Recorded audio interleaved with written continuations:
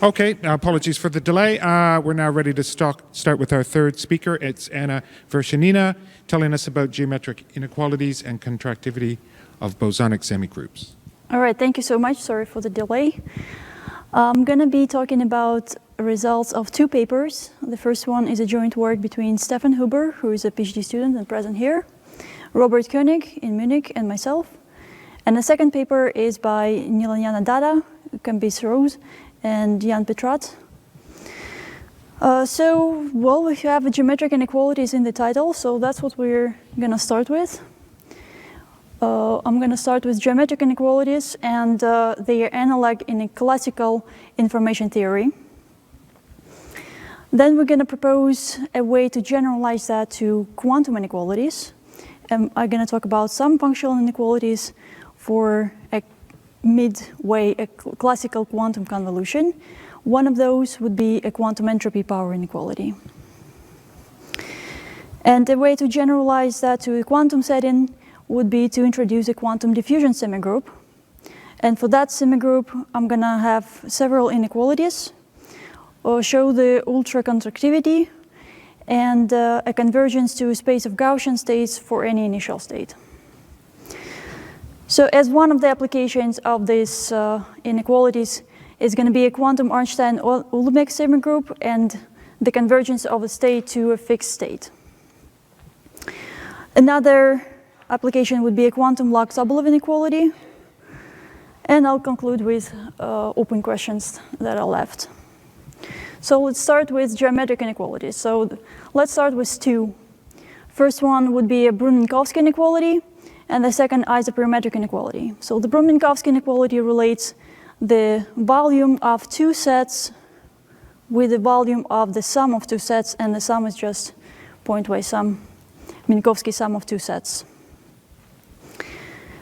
The isoperimetric inequality relates the volume of the set and the area of the boundary. So this is the boundary with some normalization given by a unit ball. So how can we relate this to classical information theory? So in geometry we have sets, and in classical information theory we have random variables. So one is going to be associated with another. For the volume, we're going to be associating an entropy power. And why is that? So here the entropy power is power of the entropy. This is a Shannon entropy. So why do we associate entropy power with volume? Because the scaling is similar. So if you consider a set in Rn, it's just a multiplication of a given set, the volume is going to be the power. Now if you look at the IID random variables, it has the following property, that it mostly concentrated on a set that scales as power of the entropy power. So your new n IID random variables, xn, is mostly concentrated in a set that scales as the power of the entropy power. So on Rn, we have a random variable. And here I'm going to have a log, natural log, so a natural power instead of 2, because it's a variance of a Gaussian random variable with the same entropy. So that's just a notation, just a different notation. So this is n dimensions now. That's why we have a scaling of n. And the entropy is this integral. Now in the previous slide, we had a sum of two sets. We also have a sum of two density functions, a sum of two random variables, and the density function is given as a convolution. So that's a picture for the convolution.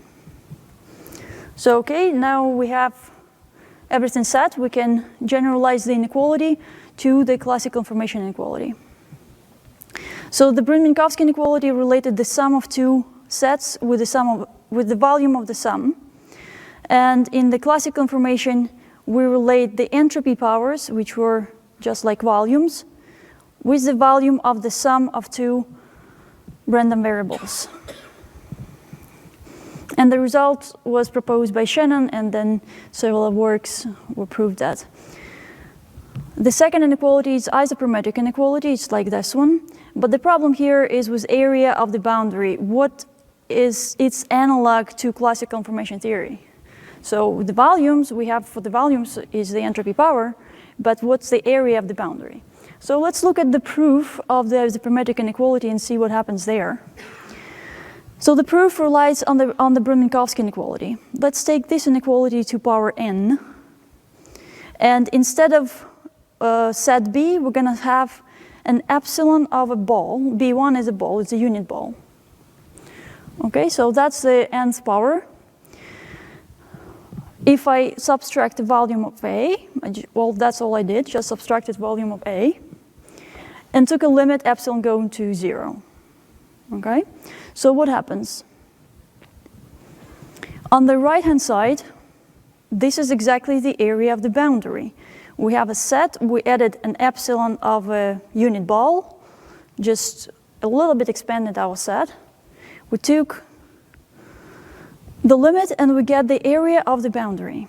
But now what happens here on the left-hand side? So you see this is just a derivative of the volume. So this is the derivative of this whole stuff. Because when epsilon is 0, you just have a volume of A. So if you take the derivative and calculate it, this is what you have. Okay, so now we can do the same thing in classical information. So the area, we had this limit for the area.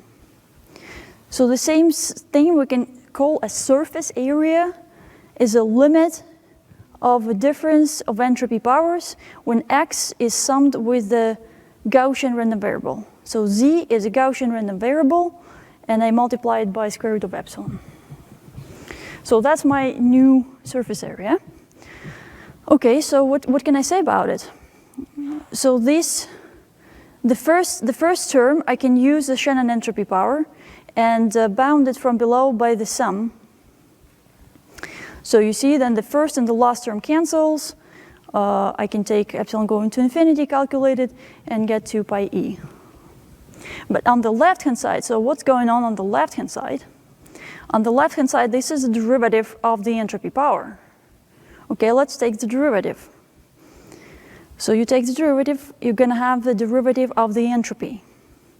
Now let's just denote this derivative of entropy as something called J of x, a Fisher information. So then my inequality, isoperimetric inequality, is going to look like this. And that's what called the isoperimetric inequalities for entropies. But now let's focus on the Fisher information. So I call that Fisher information, and in geometric sense, this is the following. So you take a set A, well, let's take in 2 dimensions here, and we translate it a little bit in each dimension, just by a little bit. Then if I have some notion of a difference between 2 sets, then the Fisher information is going to be the second derivative of all possible differences between my set and the new translated one. Oops, sorry. So for the classical information theory, the Fisher information is going to be a second derivative of a distance between my function, my probability distribution, with some sort of a translated function. And I will talk about it later, right? So this is just an idea of what it is. And it turns out to be equal to a derivative of the entropy. And this is called a de Bruyn's identity, this relation. It's a separate one. Okay, so that was a classical information theory. How can we translate that to quantum information theory? Okay, so in geometry we had sets, which correspond to random variables in classical information theory. In quantum theory, they correspond to states, obviously. And let's take n-mode states here. And we're going to take them bosonic states with Q and P satisfy the canonical commutation relations. Now, for the volume, we had entropy power in classical. Well, let's take an entropy power in quantum too. So my entropy here is Von Neumann entropy. Now you see there is a little bit difference here with coefficient 2. This is just due to dimensions here, because n-mode state correspond to 2 n-mode state in classical one. That's why you have a difference of 2. That's fine. Okay, now for addition of two sets, we had a sum of two random variables which corresponded to a convolution between two probability distributions. Now, how can we add two quantum states? So what would correspond to adding two quantum states? So one of the proposals is to use a beam splitter. So the beam splitter, we saw it in the previous talks this morning. So this is the definition of a beam splitter. You send two states x and y, and you ended up with one mixed up together. Okay, so for this beam splitter, the analog of the entropy power inequality was proved in 2014 and 15 in the following way. So we had the Minkowski inequality relating volumes. Here we have entropy power relating the sum of two random variables.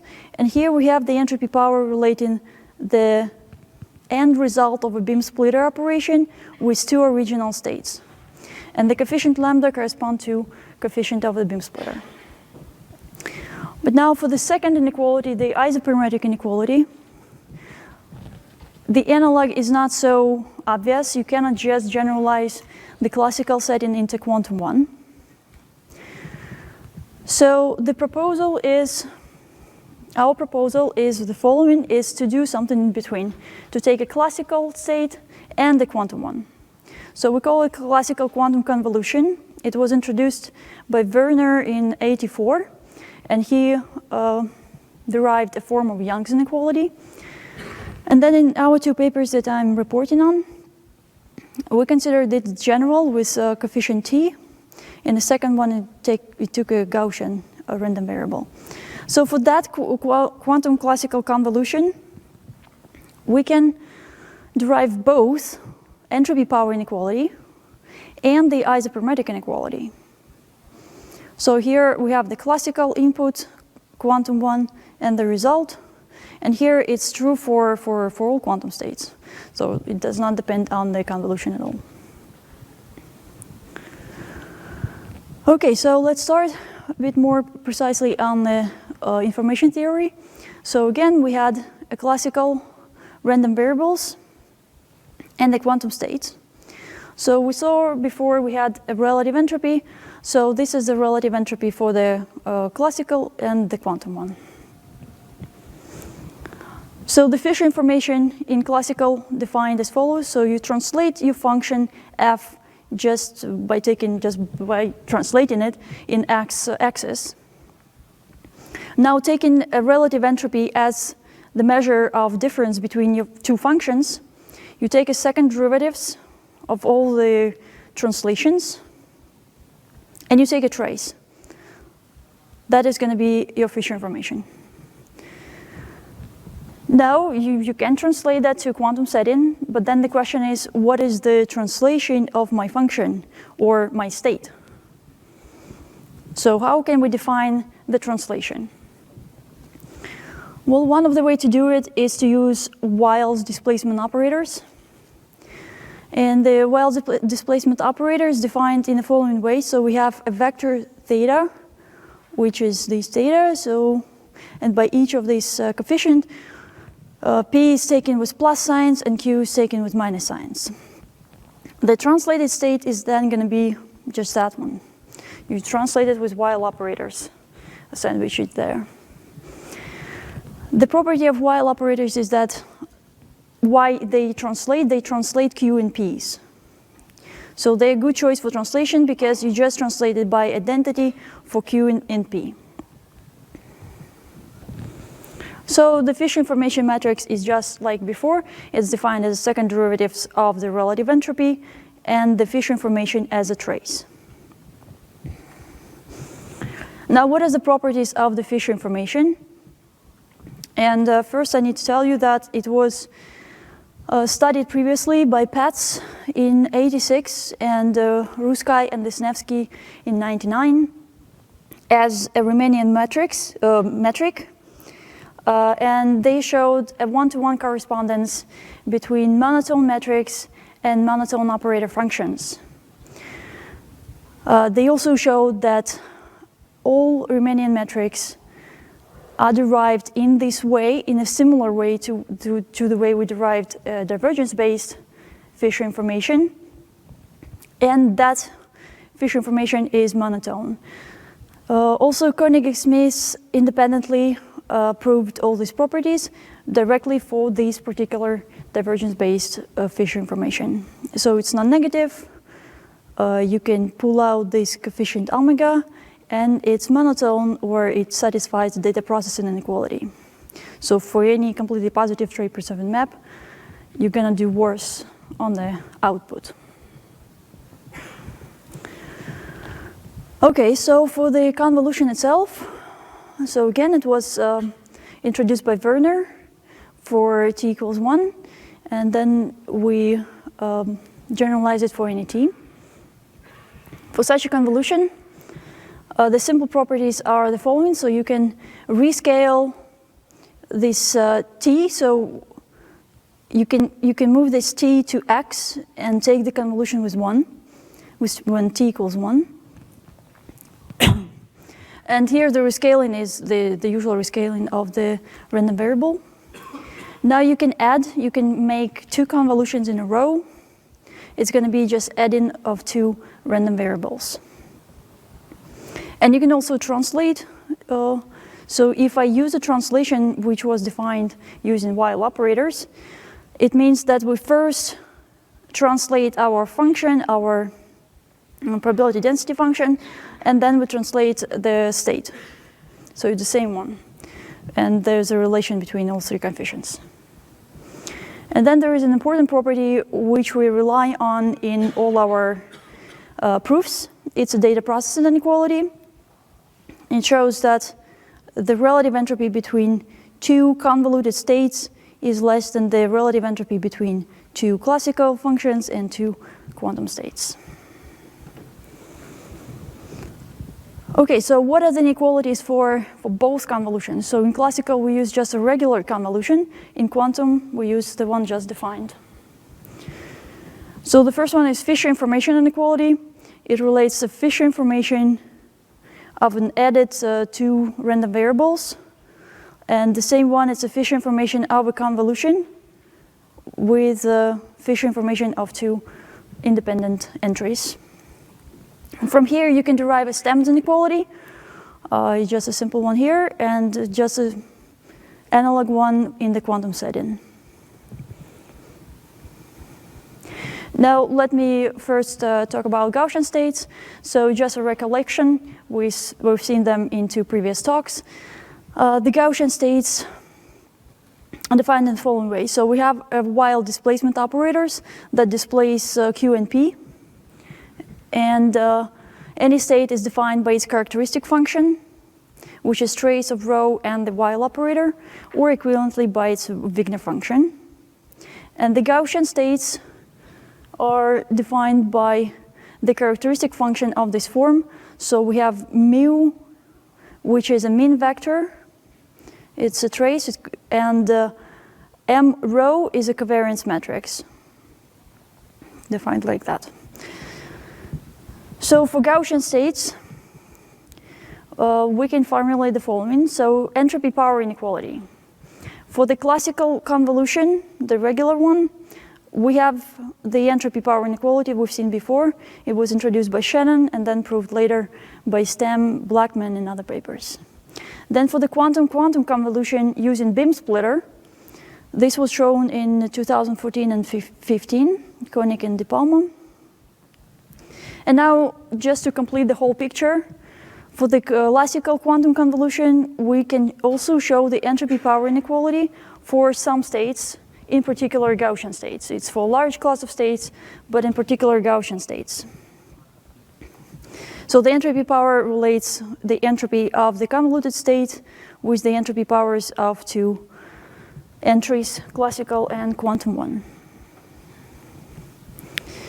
Now for isoperimetric inequality, it's similar. The classical one we've seen before, like that. And for the quantum, again, for some large class of states, in particular Gaussian states, we can show the relation between the Fisher information and the entropy power. Now, this inequality is tight in the sense that if we take a Gaussian thermal state, omega n with mean photon number n, we can calculate directly what the entropy is, and sorry, that's not relevant. So by de Bruijn identity, we can also calculate the Fisher information like that, and the entropy power is an expression of the mean photon number. So at the end, we're going to have that the Fisher information times entropy power converges to 4 pi e, which is exactly what we have here, when this n is equal to 1. It's a one-mode state. Now let's talk about a diffusion semigroup. For the classical diffusion semigroup, so if I take z to be a standard Gaussian random variable, then a usual convolution is going to satisfy the differential equation where delta, Laplacian, is a regular Laplacian. But similar in our case, if I take a Gaussian random variable instead of any function here, f, I can rescale it, and my new state, rho of t, is going to satisfy the following master equation with L Liouvillean given in this form. So this shows the analog between the Liouvillean that I just defined with the Laplacian. And that's why we call it quantum diffusion semigroup. Now for this diffusion semigroup generates a quantum dynamical semigroup with the regular properties of a semigroup. Lambda, it's completely positive. It's trace preserving. It's identity and identity. It's a semigroup actually, and it's strongly continuous. Now for this diffusion semigroup, there are other inequalities. For the classical one, with the Fisher information as a perimetric inequality, it corresponds to the classical one. So it's a derivative of the inverse function. And from here, the quantum Blackman-Stem inequality follows, which relates the Fisher information of a time-evolved state with the original Fisher information. Now, also for some class of state, for the same class of state I was talking about, in particular Gaussian states, de Bruijn identity holds, which was shown by Koenig and Smith in 12. But the new results are that also the entropy power is concave, just like in a classical setting. Okay, now also let's define Schwartz states. So the Schwartz function is function f is infinitely differentiable function for which this supremum is finite, and this gradient is just these vectors.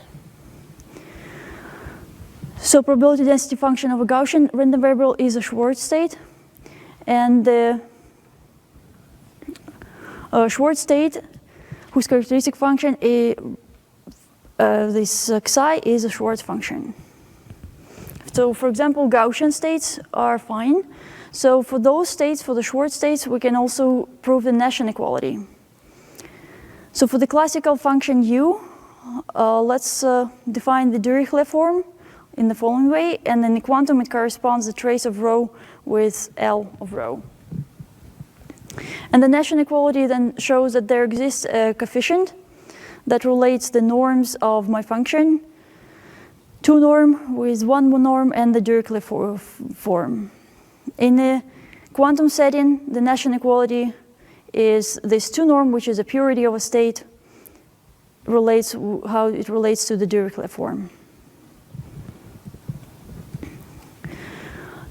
Now for the diffusion semigroup, we can also show the ultracontractivity property, which means that for any Schwartz state with positive Wigner function for a time-evolved state, so the time-evolved state has a positive Wigner function, and the original one is a Schwartz state, then the norms satisfy the following equation, so it's inverse power law decaying.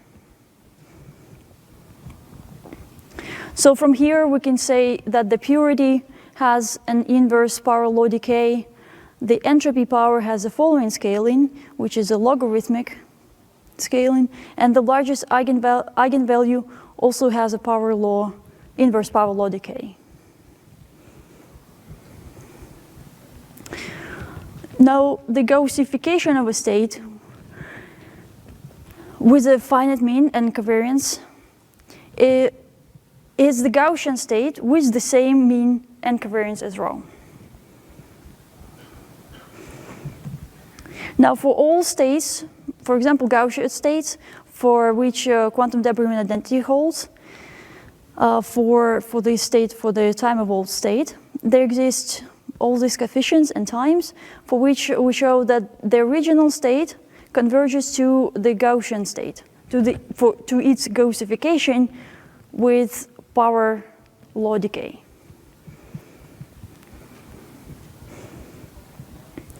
And relating the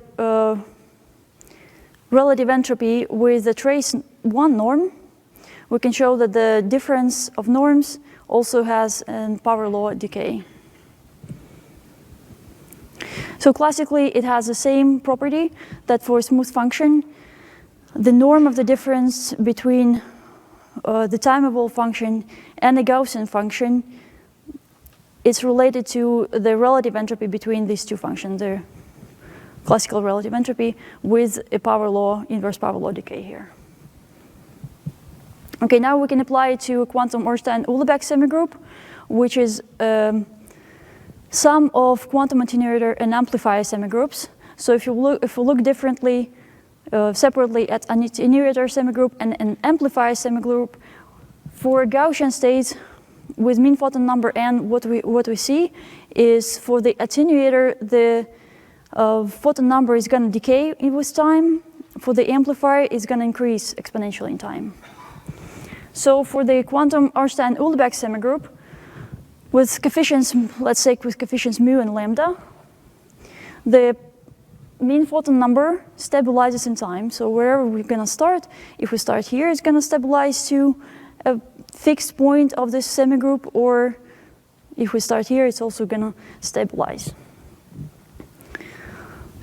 Now we can show that for a large class of state with, for example, small mean photon number or large entropy, we have that the relative entropy of my state, time-evolved state, so my state is going to converge in time to the fixed state exponentially fast. And this coefficient mu squared minus lambda squared is optimal in a sense that for any larger number, there exists a state for which the inequality saturates, for which inequality is not right. And the conjecture was made in June, that it's true for any state, not for just large class of state, but for any state, our state is going to converge to a fixed point. And the conjecture was proved a couple months later using completely different methods. So just one last application to the quantum log-Sobolev inequality.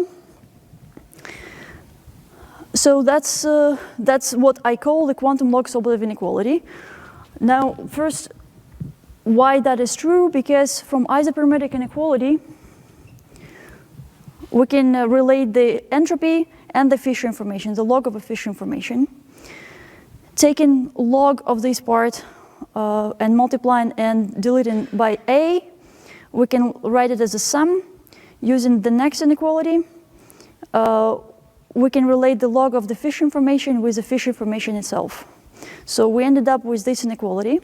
From this inequality, it's straightforward follows that the relative entropy, you can calculate it for this fixed state sigma, the bit like that, and substituting this inequality for the entropy, we ended up with the inequality that I promised. Now, why do we call it quantum log-Sobolev inequality? And this is the reason. The reason is the classical log-Sobolev inequality. So let's look at the classical one. So the classical log-Sobolev inequality is the following one. If here, so here my function satisfy this normalization condition. So if I take this whole function to be my new function g, and rewrite this whole log-Sobolev inequality, this is what I'm gonna end up with. And now, if I take a random variable with a density function to be g squared, and a random variable y with this exponential as a density function, then the relative entropy is going to be this difference. And the relative entropy, so this part is exactly that one. So I'm just writing it out, again, the inequality here, and subtracting that part. But then you see, the first part is exactly the Fisher information, and the last part is the second moments. So the log-Sobolev inequality for the classical setting in the information theory looks like this. And what did we have for quantum one? We also had the relative entropy, the Fisher information, and the second moments over here, which are n. N is a mean photon number. Then just some coefficients here. So that's why they're similar. And I'm going to be concluding with open problems in a few minutes. One of the first one would be the multi-mode Ornstein-Uhlenbeck process, because we had it only for one mode. Another one would be, I was talking about the large class of states for which some inequalities satisfy, in particular De Bruyn's inequality. I said it's satisfied for large class, including Gaussian states. But for which class of states particularly it satisfies is still unknown. So we know it's for Gaussian states, and data and others prove that it holds as an inequality for Schwartz states. But the hope is going to be equality for Schwartz states too, and maybe for a larger class of states. And then we also took an entropy power as an analog of the volume. Remember in the first part, I was explaining why we took the entropy power, but instead of the entropy power, we could take a photon number of a Gaussian state with the same entropy. That's also a good candidate, and if we do that, can we show any inequalities? Can we prove entropy power inequalities for this generalization?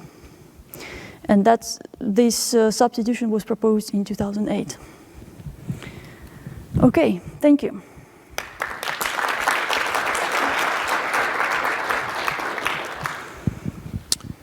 All right, thank you. Any questions? I have one kind of general question, because I'm kind of not very familiar with this field. So, but just read at some points that there are some physics applications where actually people, consider this photonic Ornstein-Uhlenbeck equations in some control experiments. So, can you comment on this? Are there any experiments that do this stuff? Or where it's used for control or something like that. So. Right. Well,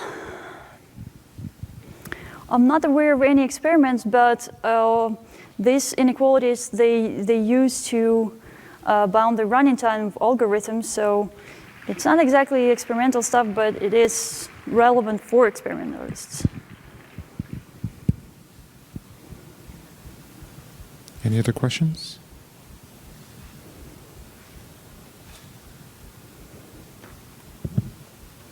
Well, if not, let's thank all our speakers from this session again. All right, thank you.